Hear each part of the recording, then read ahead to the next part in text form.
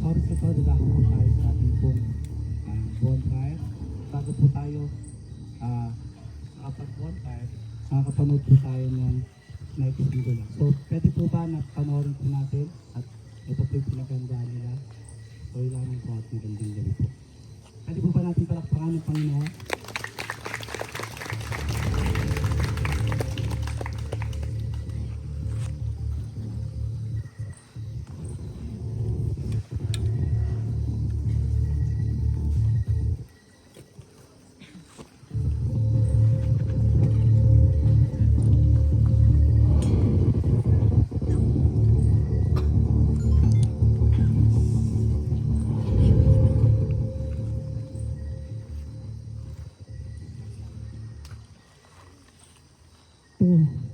Ang kwento ni Elijah at ang mga propeta ni Baal.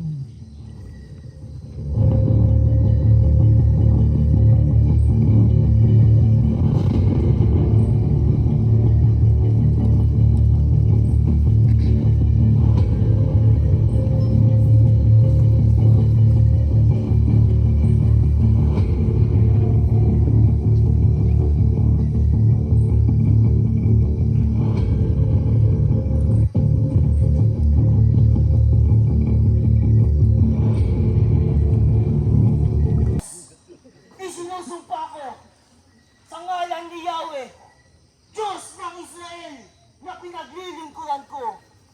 Di uulan, ni hamog ang mararanasan sa darating pang mga taon na hindi ko sinasabi.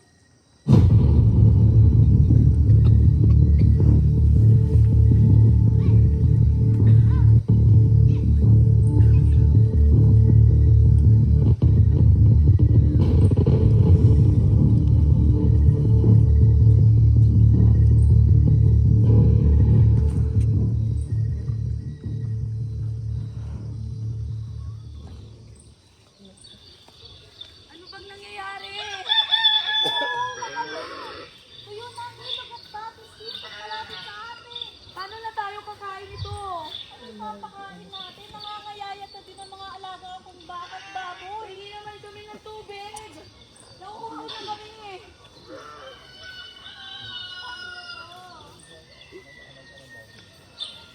Ano bang nangyayari dito sa bayan natin?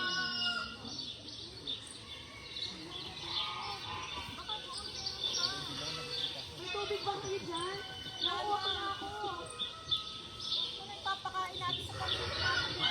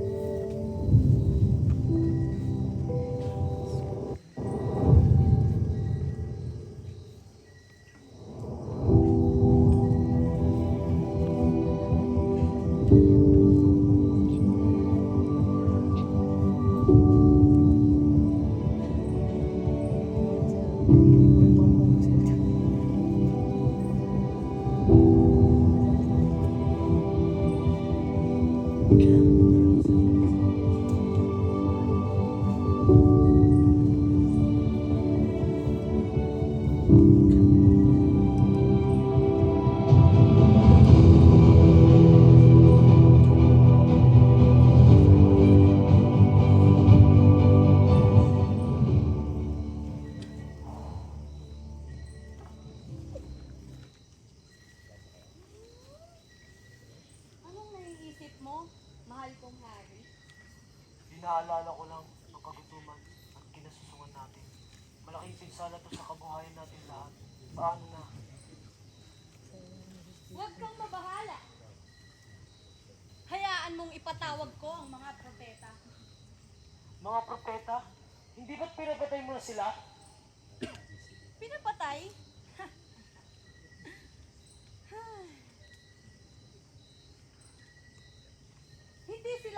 tinutukoy ko. Hindi ang propeta ng Israel ang tinutukoy ko, kundi ang propeta ni Baal ang ipapatawag ko.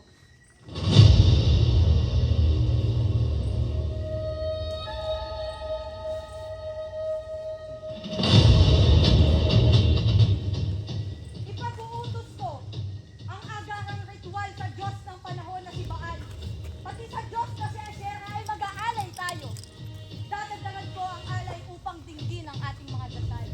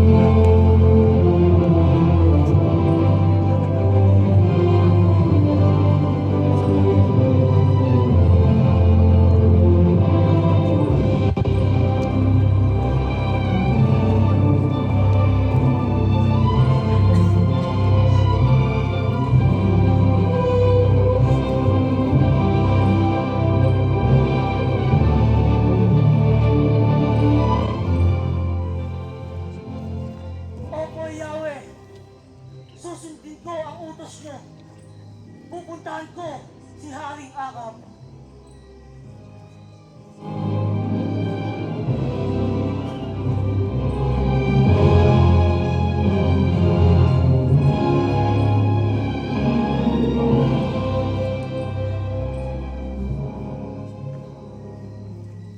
Ngayong araw, ipapakita ko sa buong bayan ng Israel kung sino ang tunay at kikilaling tunay at nag-iisang Diyos.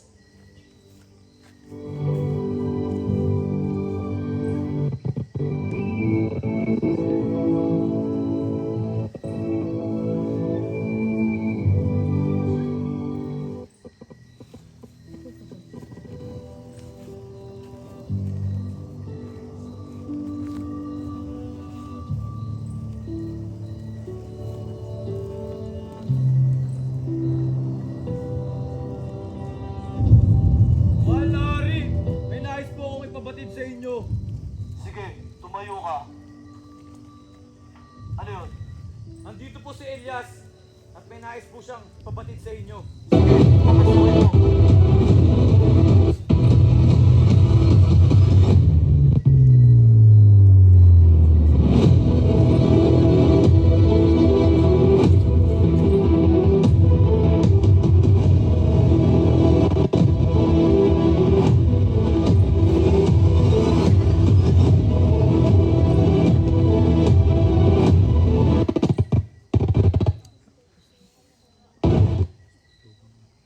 Ikaw ba ang sanot ng Israel? Hindi ako ang naminsala sa inyo, kundi kayo, 10 sa iyong angkan. Sinuway niyo ang iyong kanyang utos. Sa halip, naglingkod kayo kay Baal.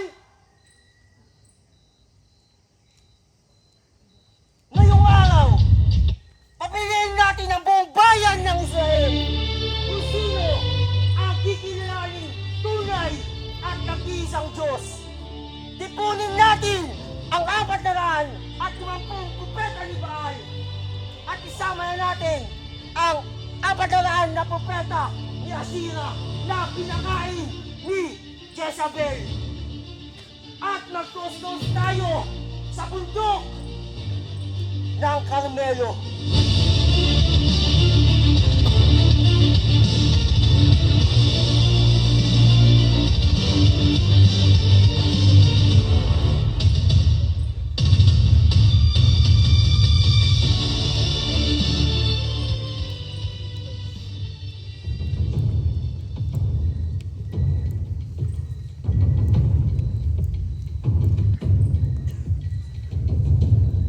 Ano ba nangyayari?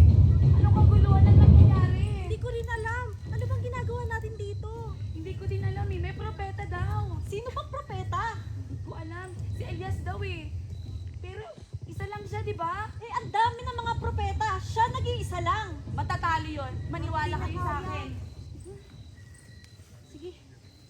Lalo yun sila darating ng mga propeta ni Baal. Hintayin natin. Hintayin natin sila.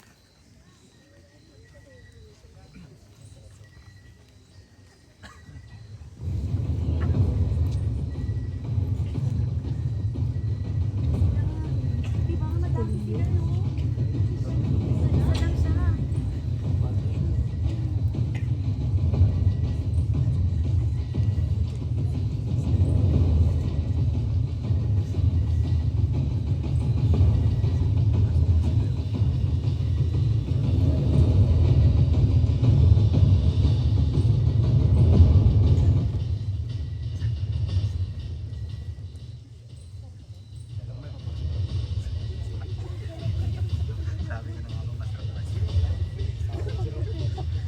Hanggang kailan kayo mag-aalinlangan kay Yahweh? Kung kay Yahweh kayo, siya ang sampayin nyo! Kung kay Baal kayo, sa kanya kayo maglingkod!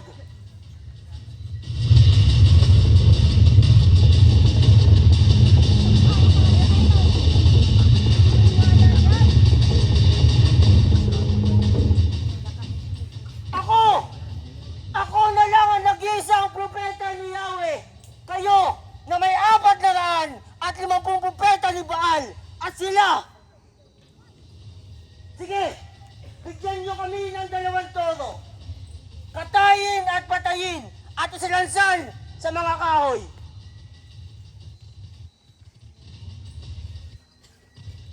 At tawagin nyo ang Diyos nyong si Baal at tatawagin ko ang Diyos kong si Yahweh.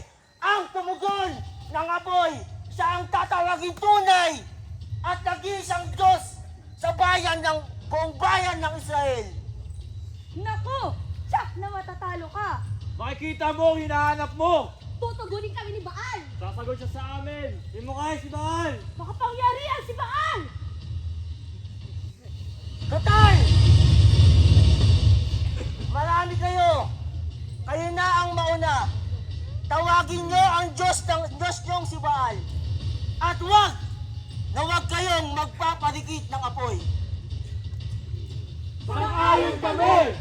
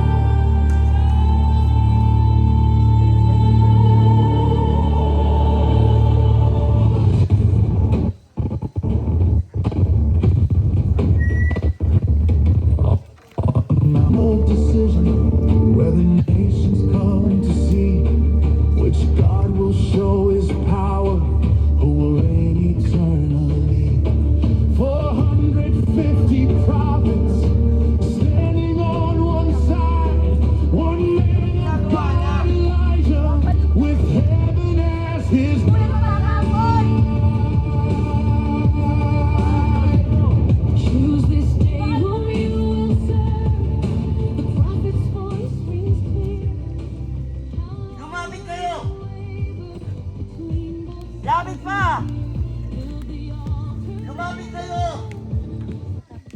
Lumapit kayo! Pinasa dulo! Lumapit kayo!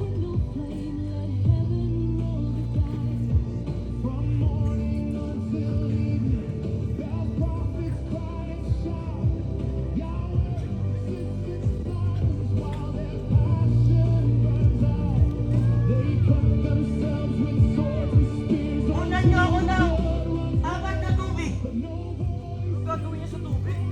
Paano aapoy yan kung babasahin mo? Huwag kayo maniwala dyan, hindi totoo sinasabi yan.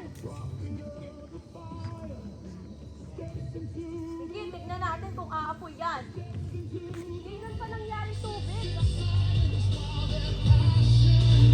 At pangalawa!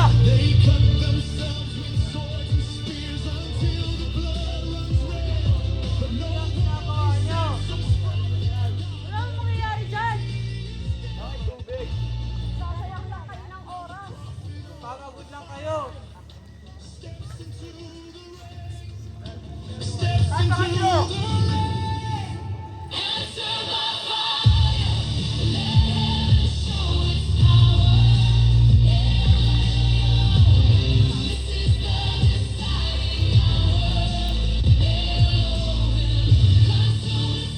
Hindi na yung naapoy. Napakadaming tubig.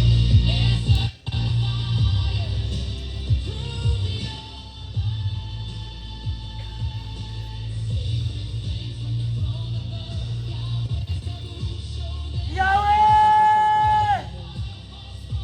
Diyos ni Abraham, Isaac at ako, ipakita mo sa buong bayan na Israel na kayo ay tunay. Ako ang iyong lingkod.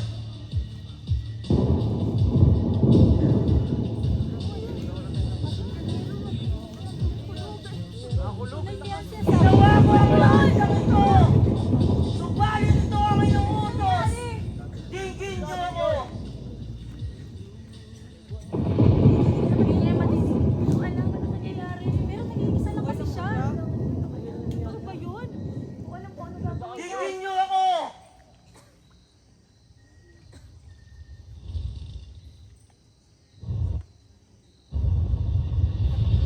Ipakita mo.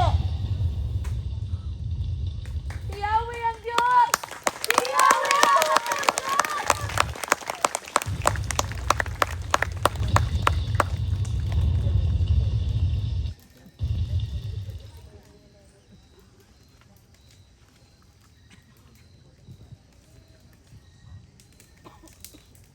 At yan ang kwento ni Elijah at ang mga propeta ni Baal. Tawagin po natin si Pastor